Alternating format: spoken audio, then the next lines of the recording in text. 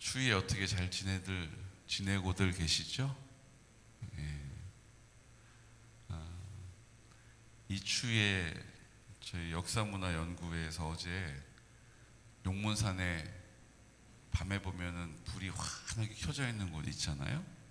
그래서 어떤 분들은 그 산 위에 카페가 있나 보다고, 나 거기 한번 가봐야겠다고 그렇게 얘기하시는데, 그렇게 어마어마하게 큰 규모의 카페는 아니었고, 거기가 군부대입니다. 군부대.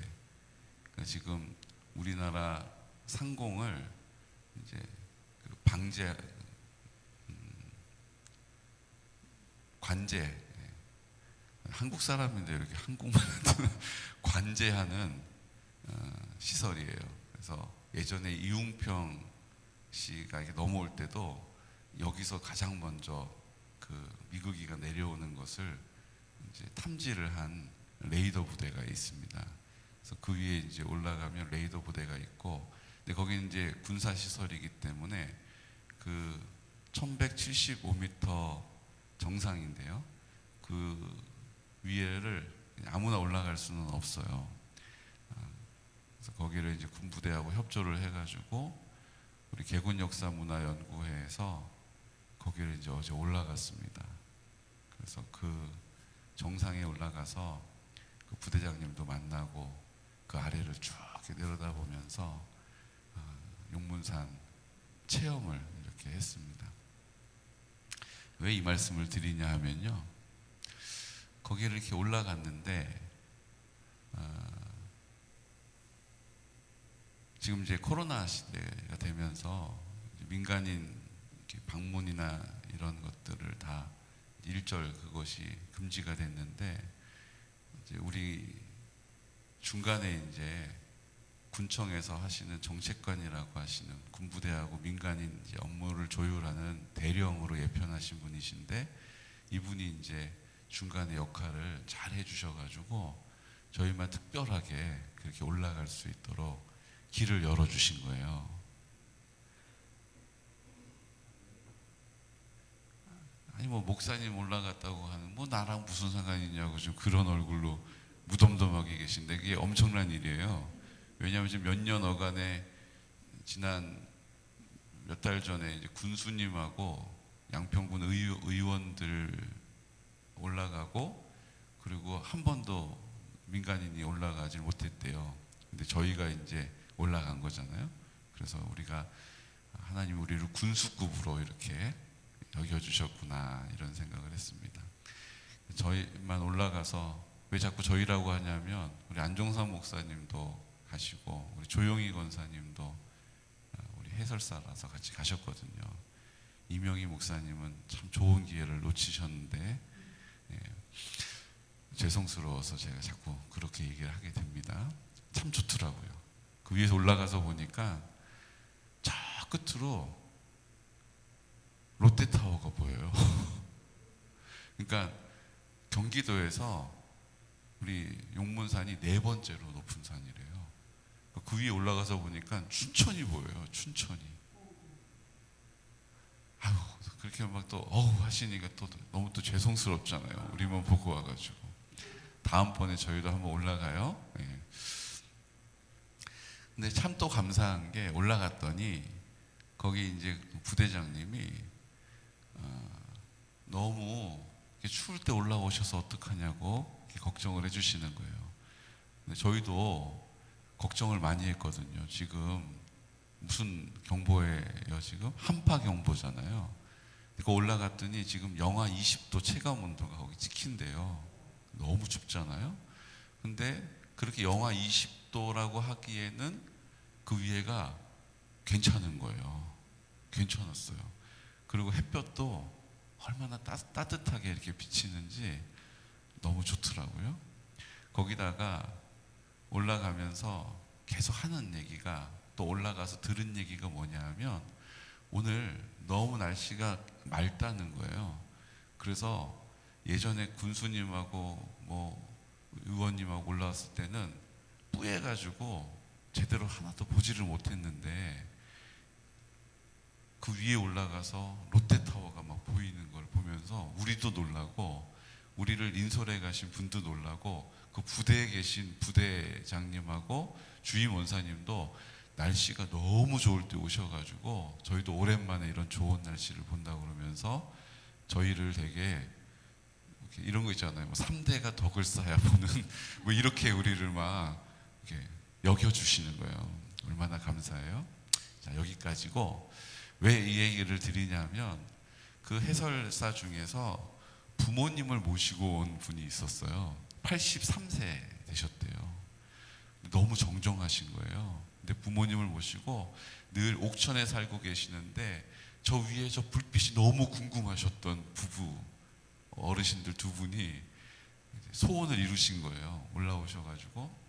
근데 밥을 먹고 그다음에 차를 마시고 이제 앉아서 얘기를 나누는데 무슨 얘기가 나왔냐면 이 얘기가 나온 거를 지금 말씀드리고 싶은 거예요.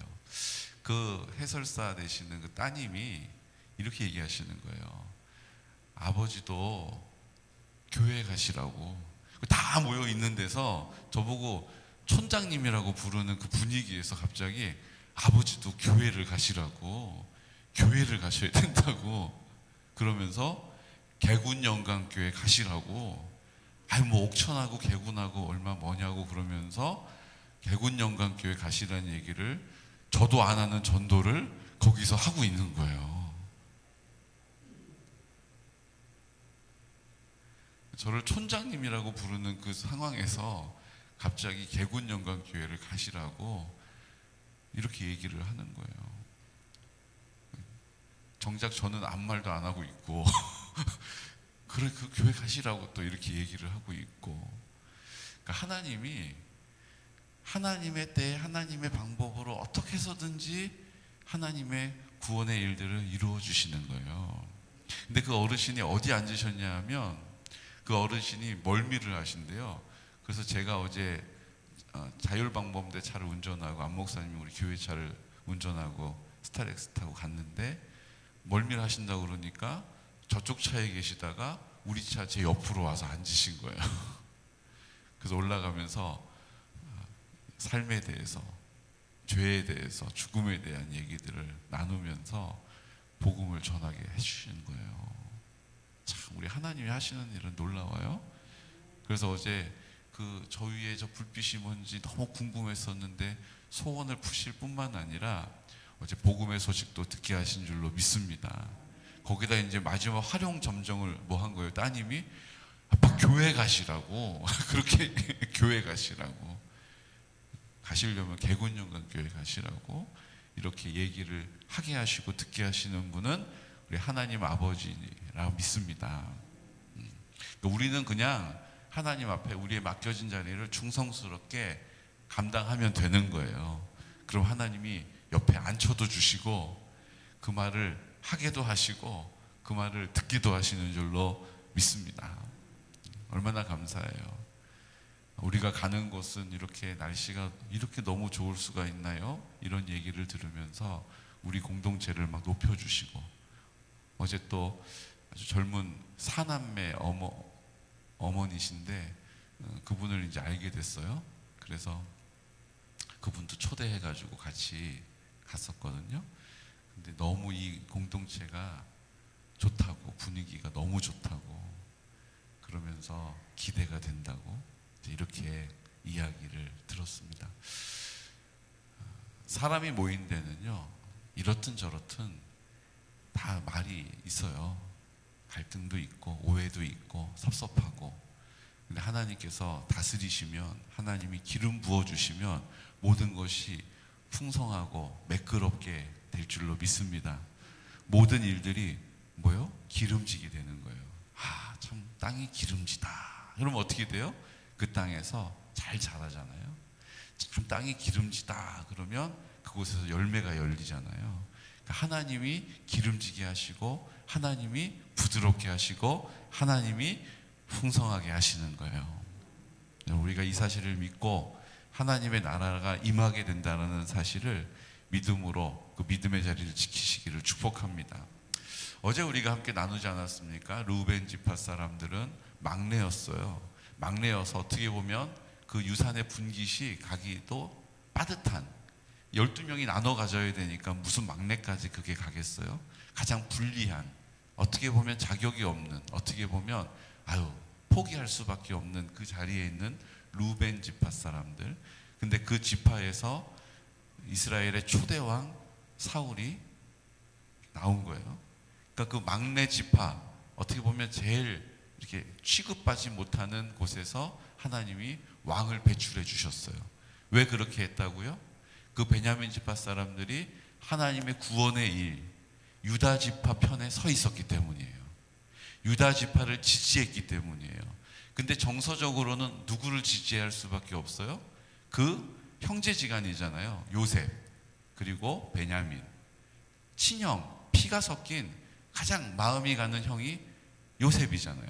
그 요셉의 아들 므낫세와 에브라임, 그리고 북이스라엘로 쪼개질 때 그 중심에 있었던 에브라임 지파, 가장 친하죠, 정서적으로. 그런데 그 베냐민 지파가 나는 에브라임 지파, 우리 피를 나눈, 나는 므낫세 지파, 우리 피를 나눈 그 지파의 편에 서지 않고 어디에 섰어요? 유다 지파, 예수님의 혈통, 예수님의 족보가 이어지는 유다 지파에 서게 됨으로 인해서, 그 구원에 참여함으로 인해서 하나님의 뜻에 서기까지 하나님께서 그 베냐민 지파를 인정해 주신 거라는 거예요. 그냥 이 역사가 돌아가는 게 아니에요. 우리가 그 역사 이면의 상황들을 보게 되면 이해가 되는 장면이 있어요. 그게 뭡니까?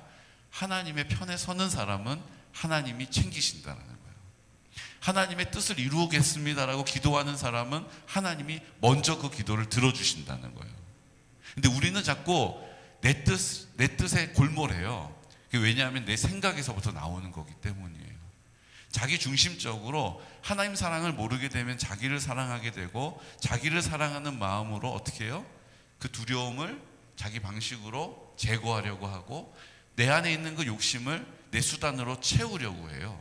그러니까 자꾸 그걸 하다 보면 하나님이 이 땅에 허락하신 공동체가 깨지는 거예요. 관계가 소원해지는 거예요. 그러니까 하나님 앞에 우리가 하나님의 나라를 이루어 드리겠다라고 하는 그 뜻을 품은 사람은 하나님께서 그 공동체를 지킬 수 있는 힘을 주신다는 거예요. 사람도 붙여주시고, 하나님의 뜻이 이루어지는 곳에 하나님의 영광을 비춰주시는 거예요. 그러니까 지금 베냐민 지파가 그 영광을, 그 비춤을 받고, 그 하나님의 공급을 받고 하나님의 긍휼을 입은 거죠. 그러니까 그들이 뻣뻣한 거예요. 그들이 우리가 누구보다 잘 싸운다라고 하는 자부심도 있었어요. 그러다 보니까 그 불황자들, 그 레위 사람의 아내, 잔인하게 죽인 그 불량배들을 내놓으라고 이야기를 하자, 내주면 되는 건데 자기네 사람이라고, 의리 지킨다라고 안 한다라고 하다가 아예 그 베냐민 지파 남자들이 싹 다 씨가 마를 뻔했잖아요. 그러니까 이렇게 마음이 굳어 있는 마음도, 고집도 있는 베냐민 사람이었지만 결국 하나님은 뭘 보셨어요? 잘못한 걸 이렇게 꼽아가지고 보시는 게 아니라 하나님 앞에 편에 서 있는 그 베냐민 지파를 하나님이 인정해 주시고, 하나님께서 뭐 해주신 거예요? 하나님이 특별히 여겨주신 거예요. 그러니까 우리도 잘못한 거 있죠. 부족한 거 있죠. 실수하기도 하죠. 근데 그걸 보고 있는 것이 아니라 하나님 편에 서겠다라고 하는 우리의 순종의 태도를 하나님이 보신다라는 거예요. 그럼 나는 순종의 태도를 가진 사람인가? 지금 내가 다 순종했나가 아니에요. 내가 순종해야 한다, 순종하리라, 하나님이 주인이시니 주인의 뜻을 따르리라, 내가 생각해도 내 섭섭한 마음, 내가 판단하는 마음을 내가 포기하고 우리 주님을 신뢰하는 믿음으로 내가 주님 앞에 서겠다. 그 태도를 하나님께서 오늘 크다라고 여겨주신다는 거예요. 여러분, 우리의 태도를 주님께 바르게 하시기를 축복합니다. 중요해요. 오늘 11장에 보면 헤브론에 모여 있습니다. 그 헤브론은 이스라엘에서 가장 오래된 도시예요. 헤브론은 예루살렘이 다윗을 통하여서 수도로 정해지기 전까지 수도의 역할을 하는 곳이었어요. 그러니까 사울 왕이 다스린 곳이었겠죠. 그러니까 사울 왕을 지지했던 사람들이 이제 다윗이 왕이 되니까 이제 입장이 좀 곤란해진 거예요, 정치적으로. 그러니까 어떻게 합니까? 다윗에게 싹 붙어요.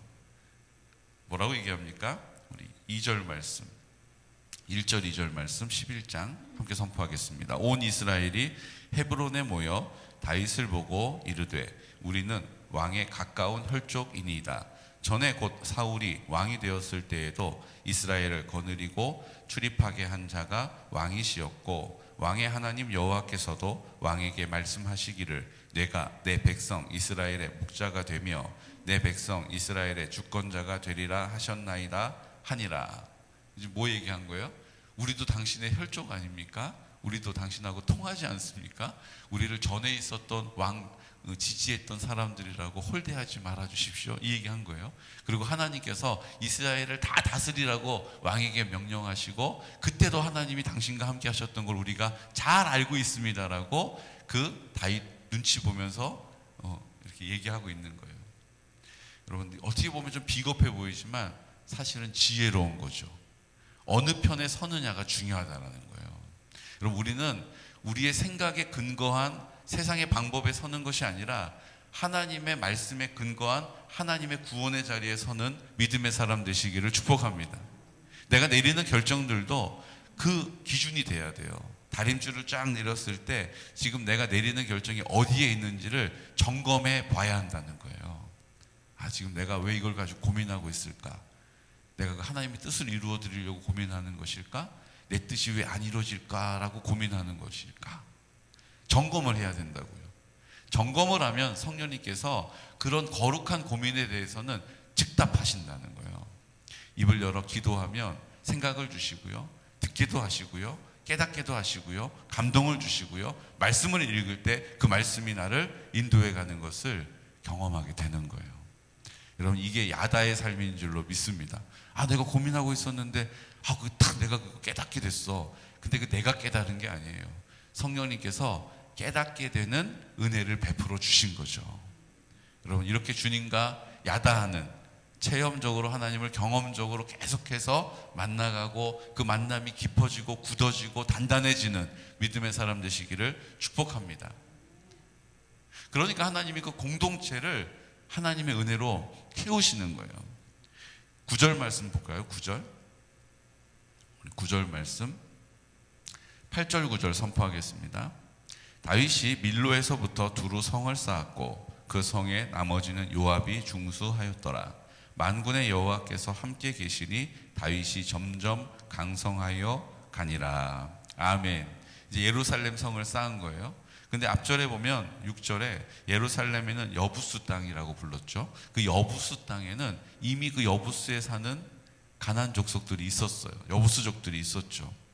그래서 그들을 진멸하고 쫓아내요. 여러분, 재밌지 않습니까? 그 예루살렘 땅은요, 여부스 땅은 베냐민 지파의 땅이었어요. 그러니까 베냐민 지파가 그 여부스, 그 예루살렘, 지금 예루살렘이죠. 그 당시 여부스 땅을 하나님이 점령하라고 하셨는데 그들이 산성 위에 있었고 철기를 썼기 때문에 그 성을 점령하지 못한 거예요. 그래서 우리 앞에 말씀을 보게 되면 한 부분, 몇 사람, 몇 명이 그 여부스에 가서 같이 산 거예요. 같이 산 거예요. 같이 살라고 하시지 않고 다 내쫓으라고 하셨는데 그들이 보기에 저들이 강하단 말이에요. 그래서 어느 선에서 서로 타협을 하고 우리도 거기 여부스 성에 가서 살고 너희들도 우리하고 왕래를 하자, 이렇게 된 거죠. 그걸 이제 하나님의 말씀대로 다윗이 다 내쫓아 버린 거예요. 그리고 그 땅에 성을 쌓고 하나님께서 그 공동체를, 하나님의 뜻을 이루어가는 그 공동체에게 어떤 은혜를 주세요? 함께 계시니 다윗이 점점 강성하여지는 은혜를 입게 해주신 거예요. 여러분, 우리가 강성할 수 있는 것은 하나님이 함께 하실 때, 임마누엘의 하나님 되실 때 우리가 이 땅에서도 강성할 수 있는 것입니다. 그러니까 우리 힘으로 뭔가를 준비하고 우리 힘으로 우리를 강하게 하고 우리 힘으로 우리를 이제 단단하게 하는 게 아니에요.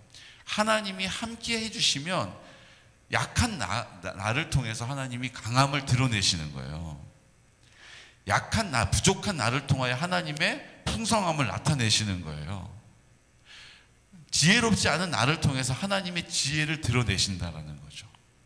여러분, 하나님께서 우리를 오늘도 부르셔서 우리를 그렇게 사용하셔서 하나님의 강함을 나타내시고 하나님의 풍성함을 나타내시고 하나님의 지혜를 나타내는 도구가 되시기를 예수 그리스도 이름으로 축복합니다. 우리가 하나님 편에 서 있어야 돼요. 그리고 그렇게 하나님 편에 서 있는 공동체가 될 때에 하나님이 함께 하시고 그 하나님이 함께 하시는 곳에서 우리가 이 땅에서 강성함으로 주님의 복음을 전하는, 주님의 나라가 이 땅에 임하였음을 담대하게 선포하는 자리에 서게 하실 줄로 믿습니다. 다른 이보다 많이 가졌기 때문이 아니라, 많이 배웠기 때문이 아니라, 많은 것을 소유했기 때문이 아니라 하나님의 강하심을, 하나님의 그 크신 사랑을 내 입을 열어서 선포할 때 듣게 되는, 그 모든 지체들이 그것을 알게 되는 놀라운 통로로 쓰임받는 귀하고 복된 성도들, 귀한 인생이 되시기를 예수 그리스도 이름으로 축복합니다. 오늘 시간 다 같이 기도 드릴 때 하나님께서 점점 강성하여졌다라고 말씀하실 때에 오늘 성경은 하나님이 믿음의 용사들을 붙여주셨다라고 해석해주고 있습니다. 하나님 믿음의 용사들을 붙여주셔서 그 하나님의 강성함을, 하나님의 강하심을 나타내게 하셨습니다. 이제 우리에게도 하나님의 용사들을 붙여주셔서 또 우리가 그 용사가 되어서 주님 나라 이루어드리는 데에 사용되어지기를 원합니다. 주님, 오늘 내가 여기 있사오니 나를 사용하여 주십시오. 주님, 약하지만 주님이 함께 하셔서 용사가 되게 해주십시오. 이제 우리 공동체가 주님 영광을 나타내는 데에 쓰임받게 해주십시오. 내 심령 가운데 우리의 가정이, 우리 교회가 이 마지막 때 한국교회가 하나님 앞에 쓰임받는 공동체로 회복되게 해주십시오. 하나님, 그 일을 위하여 우리가 우리 환우들을 위하여 기도합니다. 현실과 상황 앞에서 압도되지 않고 주님의 사랑에 압도되기를 구합니다. 환우들 가운데 치유의 능력을 나타내 주시옵시고 구원의 은혜를 베풀어 주옵소서. 이제 하나님 아버지 앞에 나와 어르신들을 위하여 기도하고 있습니다. 주님, 그 어르신들 담대하게 하시고 마음에 늘 새로운 하나님의 은혜를 충만케 하여 주옵소서. 성결한 다음 세대를 세우게 하시고 실버처치를 통하여 구원하시고 이제 이 일들을 우리를 통하여, 나를 통하여 나타내 주옵소서. 주님의 구원의 일에 서게 하여 주옵소서. 이 시간 나사렛 예수 그리스도 이름으로 선포하면서 기도드리겠습니다. 주여, 주여, 주여. 걸어가신 아버지